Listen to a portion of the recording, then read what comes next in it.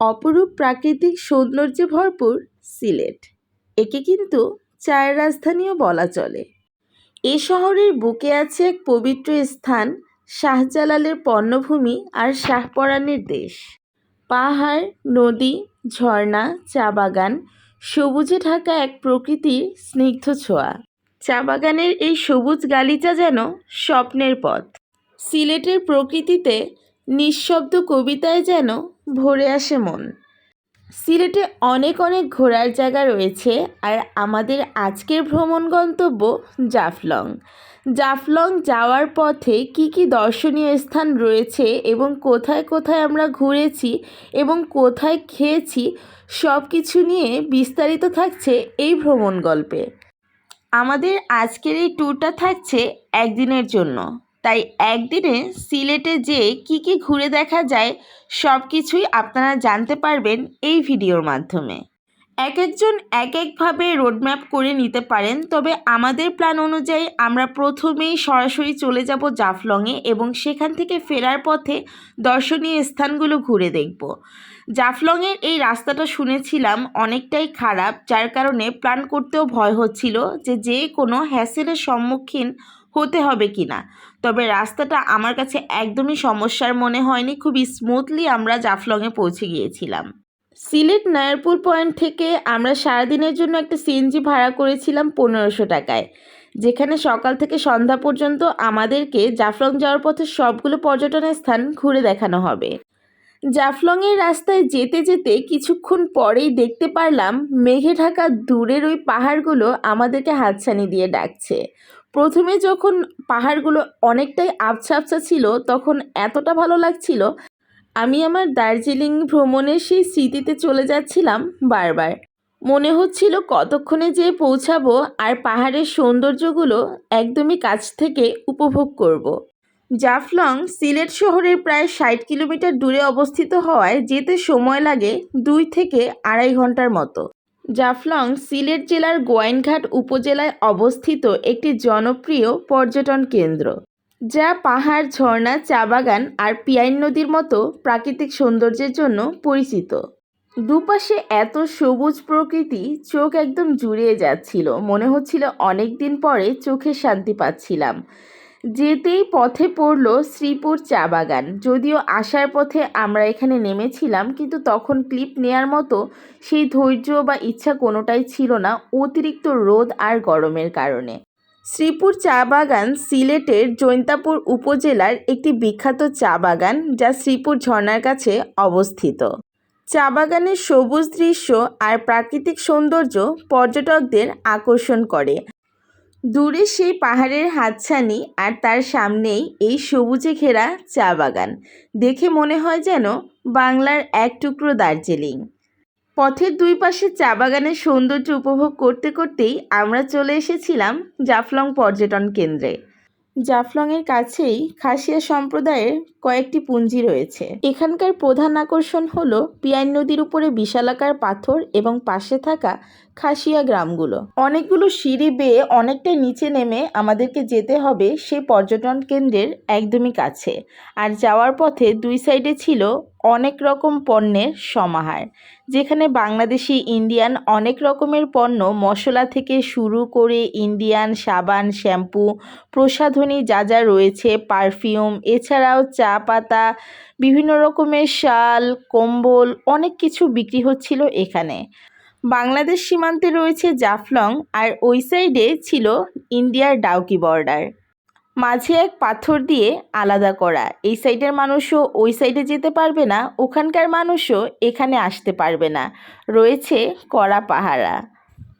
এখানকার প্রধান আকর্ষণ হলো পাহাড়ের বুক চিরে নেমে আসা মায়াবী ঝর্ণা, সবুজে মোড়ানো চা বাগান আর পিয়াইন নদীর উপরে অসংখ্য ছোট বড় পাথরের সমাহার। এটি খাসিয়া পাহাড়ের পাদদেশে অবস্থিত এবং মেঘালয় থেকে নেমে আসা ডাউকি নদী এই অঞ্চলের মাধ্যমে বাংলাদেশে প্রবেশ করেছে। চাইলেই নৌভ্রমণকে সঙ্গী করে এই পাহাড়ি আর নদীর সৌন্দর্য উপভোগ করতে করতে ঘুরে দেখে আসতে পারেন মায়াবী ঝর্ণা। তবে এই সময়ে পানি কম থাকায় আমরা আর যাইনি। ঝর্ণা দেখার উপযুক্ত সময় বর্ষাকাল। এরপরে আমরা গিয়েছিলাম পাশেই থাকা তামামিল বর্ডারে। একটা সময় এখান থেকেই ইমিগ্রেশন সম্পন্ন করে মেঘালয় রাজ্যে ঢোকা যেত, তবে এখন বাংলাদেশ আর ভারতের মধ্যকার কিছু সমস্যার জন্য যেহেতু পর্যটক ভিসা অফ রয়েছে, তাই এখানকার ইমিগ্রেশন কার্যক্রমও বন্ধ রয়েছে। জাফলং ঘোরা শেষে আমরা আবার সিলেট শহরের উদ্দেশ্যে রওনা দিলাম, আর পথে যা যা স্পট পড়বে ঘুরে দেখব। তবে একদমই এনার্জি এবং উৎসাহ কোনোটাই কাজ করছিল না, কারণ এত পরিমাণে গরম ছিল, চোখ মুখ সব কিছু জ্বলে যাচ্ছিল। জাস্ট কোনো জায়গায় নামার আর আগ্রহই কাজ করছিল না, আর গরমটা এত বেশি পরিমাণে ভ্যাপসা গরম ছিল, জাস্ট শরীর জ্বলে যাচ্ছিল বলার বাইরে। সিলেটে এত সুন্দর একটা আবহাওয়ার শহর, সেখানে এসে এরকম শীতকালেও গরম অনুভব করব ভাবতেও পারিনি। 31 ডিগ্রি সেলসিয়াস ছিল, ফিলস লাইক 36, মানে বুঝতে পারছেন কতটা গরম। এরপরে আমরা পৌঁছে গিয়েছিলাম সিলেটের পেহেলগাম খ্যাত ক্রিকেট মাঠ নলজুরি, যেটা গোয়েনঘাট উপজেলায় অবস্থিত। দিগন্ত বিস্তৃত সবুজ মাঠ, পাশে পাহাড়, ঝর্ণা, ঝিরি। এ যেন ক্রিকেট আর প্রকৃতির এক অসাধারণ মিলনস্থল। সিলেটের জৈন্তাপুর উপজেলার একটি পর্যটন স্থান হচ্ছে লালাখাল। লালাখালের পাশ দিয়ে প্রবাহিত হয়েছে সারিগোয়াইন নদী। সেই নদীতে অসংখ্য বাঁক রয়েছে। নদীটির কূলে পাহাড়ি বন, চা বাগান এবং নানা প্রজাতির বৃক্ষরাজি রয়েছে। এই নদীটি ঘুরে দেখতে আপনাকে নৌকা ভাড়া করতে হবে, যার দাম নেওয়া হবে 1500 থেকে 2000 টাকা, যতটা দামাদামি করে নেওয়া যায় আর কি। আর সাথে যদি সিলেটের স্থানীয় লোক থাকে তাহলে তো একটু কমে পেয়েই যাবেন। তবে আমরা নৌকা ভাড়া করতে পারিনি, কারণ সবগুলো নৌকাই তীরে জমানো ছিল, কোনো পর্যটকই দেখছিলাম না সেখানে। তাই আমরা আর সেদিন সেখানে ঘোরার মতো প্ল্যান করিনি, আর প্রচণ্ড রোদের কারণে ইচ্ছাটাও হয়নি। লালাখালের পানি নীল হওয়ার কারণ চেরাপুঞ্জি পাহাড় থেকে বয়ে আসা পানি ও নদীর বালুকাময় তলদেশ এবং কাদামাটির মিশ্রণ, যার কারণে পানির রং এতটা স্বচ্ছ ও নীল। এরপরে আমরা খাওয়া দাওয়ার জন্য হরিপুরে ব্রেক নিয়েছিলাম। এখানে দুপুরের লাঞ্চটা করব। এখানে বিভিন্ন রকমের পাখির মাংস ছিল, মাছ ছিল, গরু মাংস ছিল, দেশি মুরগি ছিল, বিভিন্ন প্রজাতির হাঁস, ডাহুক, বক পাখি, শালিক, কবুতরের মাংস। তো দেখে এতটাই মজাদার লাগছিল, আর এত লাল লাল করে কষানো ছিল মাংসগুলো, মনে হচ্ছিল কতক্ষণে টেস্ট করে দেখব। যদিও পাখির মাংস খাওয়ার ইচ্ছা বা আগ্রহ কোনোটাই আমার কাছে কখনোই হয়নি, তাই আমি আমার জন্য অর্ডার দিয়েছিলাম বালি হাঁস, আর ওর জন্য নিয়েছিল বক পাখি।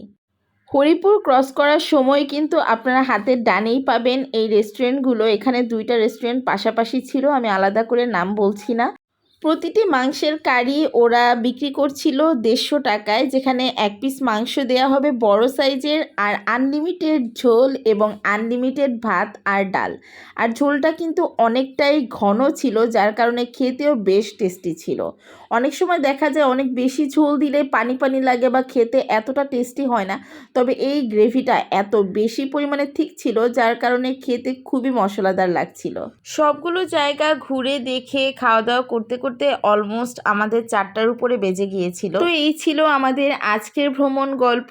সিলেটে একদিনে আপনারা জাফলংয়ের সাইডে গেলে কি কি দেখতে পারবেন কিছুটা হলেও বলে দিলাম। এছাড়াও এই রাস্তায় আপনারা ডিবির হাওর, শাপলার বিল যেটা, সেটাও পেয়ে যাবেন। বর্ষাকাল ছাড়াও সিলেট ভ্রমণের উপযুক্ত সময় নভেম্বর থেকে ফেব্রুয়ারি, কিন্তু এই সময় এসেও আমরা এতটা গরম ফেস করেছি, তাই ভালোভাবে সবগুলো জায়গা ঘুরে দেখতে পারি। তবে আমাদের মেইন আকর্ষণ ছিল জাফলং, তাই ওখানেই আমরা বেশি সময় পার করেছি এবং ওই জায়গাটাকেই একদম পারফেক্টলি এনজয় করেছি। তাই গরমের কারণে আলাদা জায়গাগুলো দেখতেই হবে এমন কোনো প্রয়োজনীয়তা মনে হয়নি। তবে সিলেটের এই পর্যটন স্পটগুলোতে যদি আপনারা গ্রুপ করে যান তাহলে খরচ অনেকটাই কমে আসবে, কারণ বেশিরভাগ জায়গাগুলোতেই যেহেতু নৌকা দিয়ে ঘুরে দেখতে হয়, প্লাস এই রকম সিএনজি ভাড়া করে যেতে হয়, তো আপনারা যদি গ্রুপ করে চলে যান আপনাদের টাকাগুলো অনেকটাই ডিভাইড হয়ে যাবে।